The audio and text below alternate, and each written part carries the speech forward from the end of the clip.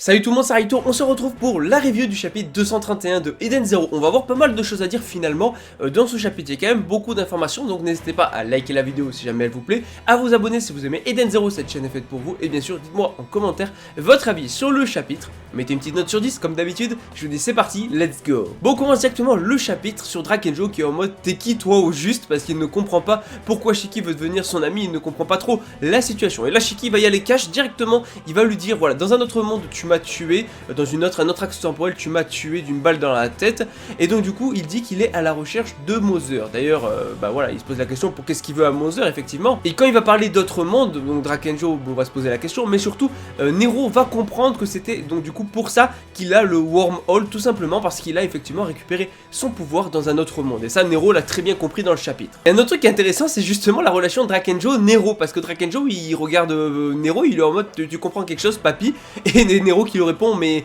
de quoi papy alors que tu as deux fois le double de mon âge, parce que oui Drakengyo il a plus de 200 ans maintenant, et donc du coup je trouve ça très cool la relation entre Nero et Drakengyo. Est-ce qu'ils se connaissaient aussi dans les autres mondes? Je présume que non, puisque du coup Nero était toujours à la tête de Cosmos Aoi, donc c'est pas Shura qui était à la tête pour l'instant, donc du coup je présume qu'ils se connaissaient pas, mais j'avoue voir cette relation entre Nero et Drakengyo est assez cool. Bon, en tout cas Shiki il va tirer des conclusions qui sont dures à comprendre et qui n'ont pas de logique, parce que du coup il est en mode ok, donc tu m'as battu une fois, moi je t'ai battu une autre fois, c'est bon, on peut être potes maintenant, on peut être amis. Non, non, non, non. Drakengyo va s'énerver en mode mais à quel moment, mais quelle logique tu as pour en venir à l'amitié? Moi non plus, j'ai pas compris. Shiki lui en fait tout est bon pour revenir à l'amitié. Il te sort des trucs qui n'ont aucun rapport. Ok, oh une victoire chacun, une défaite chacun. Bon allez, on peut être potes hein. J'avoue que c'est assez drôle, en plus on voit un Drakengyo qui est quand même très différent de ce qu'on a pu voir ici, parce qu'il était quand même beaucoup plus sérieux dans l'univers 1 ou dans l'univers 2, par rapport à cet univers 0 où on a un Drakengyo qui est totalement différent. D'ailleurs on va y revenir parce que Drakengyo on apprend que il est pas si méchant que ça finalement dans cet univers, en tout cas pas autant qu'il pouvait l'être. Bon, c'est assez cool de voir Drakengyo comme ça, mais surtout on va avoir du coup Nero qui va demander à Shiki est-ce qu'il a déjà rencontré Shura dans les autres univers, et oui il l'a rencontré, et il va lui dire que justement Shura a proposé d'être ami mais qu'il a refusé.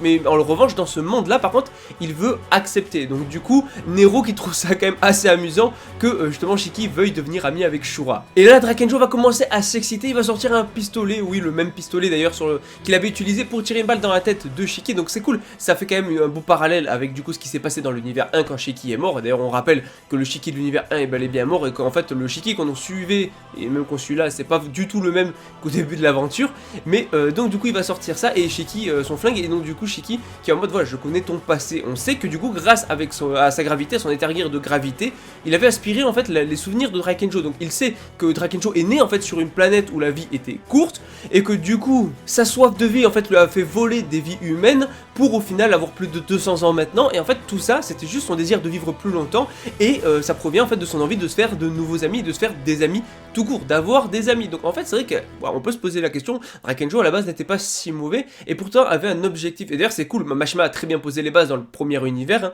ou même dans le deuxième avec les souvenirs de Drakengyo, où justement en fait on voit que Drakengyo de base n'était pas voué à être méchant pendant tout le manga, mais à un moment c'était obligé qu'il y ait un retournement de situation, on attendait un retour de Draken, et pourquoi pas du côté de Shiki, et en fait c'est quelque chose qui peut se produire maintenant. Et Draken va pas nier ce fait là, qui veut justement se faire des amis, et que du coup bah ça va l'arrêter de suite, et voilà tu vois qu'il a des gouttes de sueur et tout, et qu'il s'est calmé directement.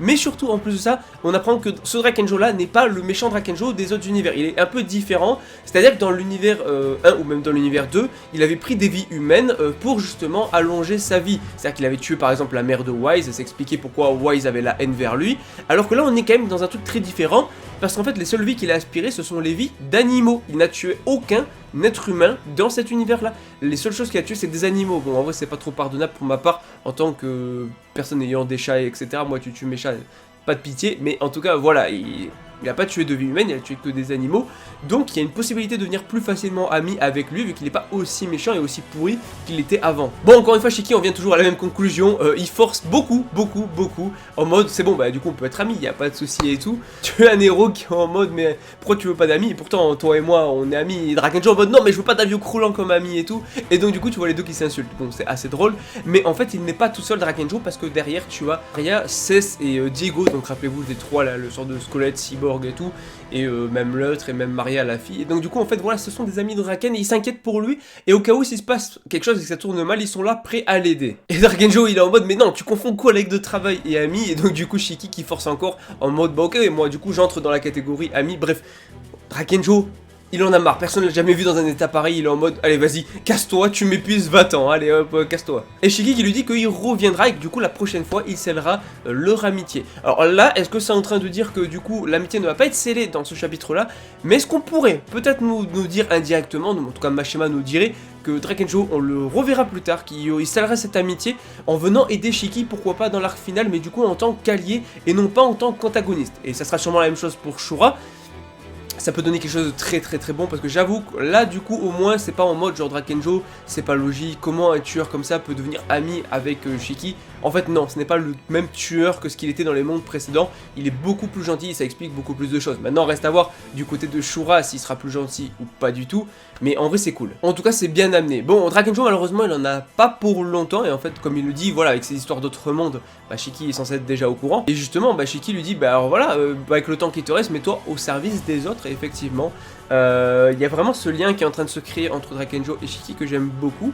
Et franchement je trouve que ça fait plaisir. Et en gros ce qu'il explique c'est que certes il prend la vie d'animaux mais il fait ça pour le bien, pour sauver des vies. Et d'ailleurs il dit une phrase assez intéressante que justement en gros il y a une sorte de... Voilà, on est dans un monde qui constitue à la fois de lumière et de ténèbres et il faut un petit peu des deux. On est dans un monde où il y a un petit peu des deux. Et cette phrase là en fait ça rappelle beaucoup Cure qui je rappelle à la base avait donné son pouvoir à Drakenjo dans les autres univers. Alors est-ce que c'est le cas dans cet univers là? Est-ce que Cure pourrait être du coup l'un des antagonistes de cet univers là? Je sais pas. En vrai j'aurais pu dire oui, sauf que voilà, Mashima a dit qu'en fait Cure c'était pas prévu qu'il devienne un traître comme ça ou que ça se passe comme ça. Donc maintenant à voir, je suis pas sûr à 100% vu que Mashima avait pas trop prévu le coup pour le personnage et du coup il a dû rusher un petit peu la chose.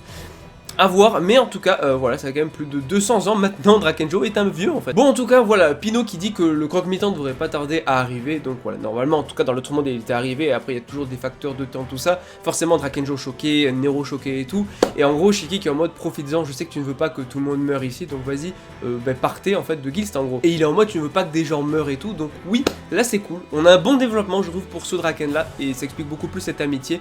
Bon bref, du coup, il se pose des questions sur l'amitié, tout ça et tout, et donc Drakenjo qui demande justement en gros de retrouver Faye et Daichi qui il dit en mode voilà nous allons être occupés, donc est-ce que c'est occupé dans le sens va falloir qu'on regroupe tout le monde, qu'on évacue tout le monde pour sauver tout le monde, c'est possible, et donc j'ai hâte de voir la suite pour Drakenjo, j'espère le revoir. Donc en tout cas on va quitter la planète Gilst, donc voilà, fin de l'arc, en vrai ça sert à rien de s'attarder, je pense que pour moi il y a eu une très bonne narration autour de ce Drakenjo là, en tout cas forcément que ça soit Sister, que ça soit Clean, ils sont trop contents, même Jin de revoir Witch, forcément elle était considérée comme morte, et ils auront tous la même réaction, peut-être même Laguna, même si Laguna est moins attaché. Quoi qu'en vrai, s'il y a bien une étoile brillante où il est à peu près attaché, je pense qu'en vrai, c'est Witch. Je rappelle que c'est Witch qui a ramené Laguna à bord de l'équipage. Sauf que maintenant, il y a quand même un problème qui se pose, c'est que Homura n'arrive pas à se souvenir en fait de tout ça.